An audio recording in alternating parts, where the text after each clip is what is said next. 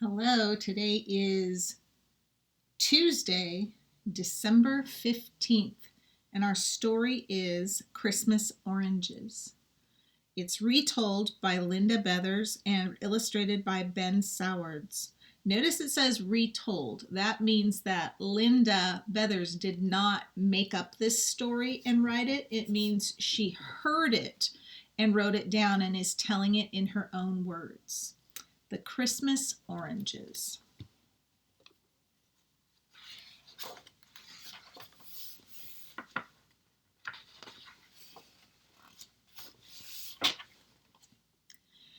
In a town not so far away, and in a time not so long ago, there lived a little girl. Her name might have been Eve or Mary or Sarah, but no one knew for certain, for this little girl had been left on the steps of an orphanage a few years earlier. A note had been pinned to her nightshirt saying, "Please take care of this baby. She is a good baby." No clue was given as to her name. The lady in charge of the orphanage, Mrs. Hartley, began calling the baby Rose because of her rosy cheeks, and Rose she had been ever since. Rose's early years were spent at the Greenwoods orphanage. She was loved and well taken care of by Mrs. Hartley, and because she could remember no other home, she was happy. She used to tell herself she had 30 brothers and sisters, for she loved all the children at the orphanage. Sometimes they had disagreements and arguments, as brothers and sisters do, but they still cared for each other. One wintry November, when Rose was 8 years old, a terrible flu epidemic swept through the country. People old and people young became ill. People old and people young died. The orphanage was no exception. Many of the children became very ill, and some of the children died. Mrs. Hartley, with her kind, loving heart, cared for the sick children as if they were her own. She bathed their fevered faces with cool water. She coaxed them to sip broth. She held them close and rocked them through the night. But after many days and nights of this, Mrs. Hartley too caught the terrible flu and slipped quietly from this life.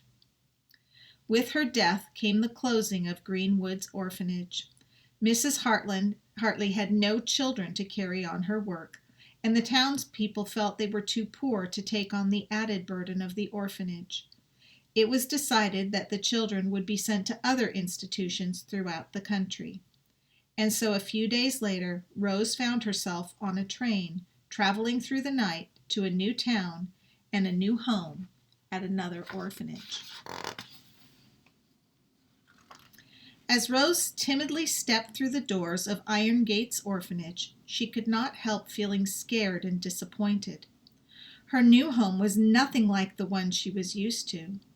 Instead of warm, soft blankets on the bed, there were scratchy gray ones. Instead of hand-stitched rugs in the halls, there were bare floors. Instead of kind, loving Mrs. Hartley to care for the children, there was stern, strict Mr. Crampton to run the orphanage.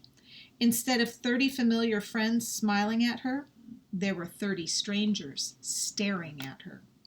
"Silence!" Mr. Crampton ordered before marching forward to give Rose a disapproving, inspecting look. Turning to the other children, he said, "This is Rose. See that she understands the rules of Iron Gates Orphanage. Emily, take her to the sleeping room and then show her the chores she will be expected to do. The rest of you, go back to your duties." A young girl about Rose's age beckoned for Rose to follow her. They walked silently to the end of the hall and just as quietly climbed the stairs. Once they had started down the hallway and could no longer be seen from the entry, Emily leaned over to whisper quietly to Rose, "I'm glad you're here. I'm 10. How old are you?" Rose had been so frightened by Mr. Crampton's order for silence, when it seemed to her that children were already silent, that she dared not speak. She kept her eyes lowered and did not reply. Emily took her hand and patted it and whispered, "It's all right to whisper up here. Mr. Crampton can't hear us. It's only when we're downstairs or when he's around that we have to hold still and be still. That's rule number 1. Hold still and be still. Up here, we can talk and be friends. Even though Rose still dared not speak, she smiled a tiny, shy smile at Emily. Over the next few weeks, Rose learned the rules and ways of Iron Gates Orphanage, from some of the other children whispering them to her, and some after she had broken a rule. Breaking a rule was the hardest way to learn, for Mr. Crampton believed that once a rule was broken, there must be a punishment. Explaining to him that a new child didn't know a rule did no good. He said that if he let one person off for that excuse, others would try to use it too. Every rule broken must be met with punishment. Mr. Crampton's 3 favorite punishments were sentencing a child to miss a meal, do extra chores, or spend the evening by themselves. Rose soon learned or guessed most of the rules and was able to avoid punishment. November's white, bleak snows became beautiful accents to December's Christmas greens and reds. Everywhere Iron Gates children walked, they saw signs that Christmas would soon come. They would stand out in the cold evening air and watch through lighted windows as happy, smiling families decorated trees or gathered around pianos for singing or baked wonderful Christmas treats in warm, lighted kitchens. On one of these evenings, as Rose and Emily stood watching a lovely little girl twirling around her parlor in her pretty new flannel nightgown, Emily explained to Rose about Christmas at Iron Gates. She told how Mr. Crampton always said he would like to forget Christmas altogether, but the townspeople wouldn't let him. To keep them happy and to keep up appearances, he allowed a tree to be put up on Christmas Eve after the children had gone to bed. He didn't want it up any earlier because he said it excited the children and made them noisy and unmanageable. One generous older man in town always donated a box of oranges to the orphanage for the children's Christmas breakfast. To avoid buying shiny glass balls or other ornaments, Mr. Crampton had the oranges strung with loops and placed on the tree. Emily told Rose how beautiful the dark orange color looked against the pine boughs, and how wonderful the citrus and pine fragrance was that filled the entry. Rose had never seen or smelled an orange before. At Greenwood's orphanage, there hadn't been extra money for such an expensive treat. The Christmas morning surprise, there had been a small spoonful of sugar on the porridge. The children had always debated whether it was best to stir the sugar in and try to sweeten the whole bowlful, or leave it in a little pile in the middle of the porridge and eat it all in one delicious bite. Emily tried to explain to Rose about oranges. She said they were sweeter than sugar in a clean, fresh way. She had thought about it a lot, and she was sure that angels ate oranges in heaven. Rose listened to all of this with wide-eyed wonder. She didn't know how she could possibly wait for 3 more days until Christmas morning. On Christmas Eve, as the children lay in their beds, they whispered excitedly about how beautiful the tree would look and how grand it would be to have a touch of Christmas in the orphanage, even if it was only for 1 day. It was good that Mr. Crampton's room was downstairs, for he would have surely been angry with all the whispering and wiggling in the bedrooms that night. Rose lay in her bed and tried to go to sleep. She held perfectly still. She closed her eyes. She thought of the words of the lullabies that Mrs. Hartley had sung each night. She tried breathing in and out very slowly, but no matter how hard she tried, she kept thinking about the oranges that would be on the tree, the oranges that she would finally get to taste the next morning. As the night slowly crept by, Rose tried to guess what time it was. When she could stand it no longer, she slipped out of bed and tiptoed to the door. She looked back, but the other children were still asleep. She opened the door carefully so as not to disturb the others, and softly, silently padded down the hall to the banister railing. Kneeling down, she gazed in wonder at the beautiful tree with the prized oranges and shimmering candles trimming it. Rose knelt there for only a moment. Then she just as silently walked back to her bed. She laid down, and was at last able to sleep. Now, what Rose hadn't seen was that Mr. Crampton was awake and standing in the doorway to his room. He had watched Rose walk to the rail, kneel down, and then return to her room. He had almost called her back, then and there, to give her a lecture and pronounce a punishment. At the last minute, he decided to wait until morning when he could use Rose as an example to teach all of the children a lesson in obedience. The sun had barely begun to outline the housetops when the children were awake, dressed, and waiting in 2 straight lines in the aisle between their beds. Standing perfectly still had never been so hard. "Well," Mr. Crampton observed dourly, "that's one good thing about Christmas. All of you can remember how to behave on Christmas morning. Before we start downstairs we need to take care of someone who didn't know how to behave last night. Rose, for sneaking out of bed and wandering in the halls after lights out last night, you will be punished. This is a most serious offense, so you will receive all 3 punishments." The children gasped. No one had been ever given all 3 punishments at one time before. Mr. Crampton paused for a moment to let his words sink in before he continued. "You will spend the day up here by yourself. You will scrub the floors of these rooms, and you will not get a Christmas orange. The rest of you, go downstairs. Rose, go get your buckets and begin." The joy had been taken out of the morning for all the children. They knew how much Rose had been looking forward to tasting her first orange. They had all told her how wonderful oranges were and had been waiting to see her face as she tasted one for the first time. The children filed slowly out of the room and down the stairs. They each took the orange from the tree and walked quietly into the cold hall to eat breakfast. On one occasion, when the older gentleman had delivered the oranges to Irongates, a small boy had asked if the children had to eat the oranges for breakfast or if they could save them and eat them later. The gentleman had laughed heartily and told the children that because it was Christmas, they could eat the oranges whenever they wanted. Mr. Crampton would have liked to order the children to eat them for breakfast, have the mess over and done with, but he didn't dare go against what the old gentleman had said.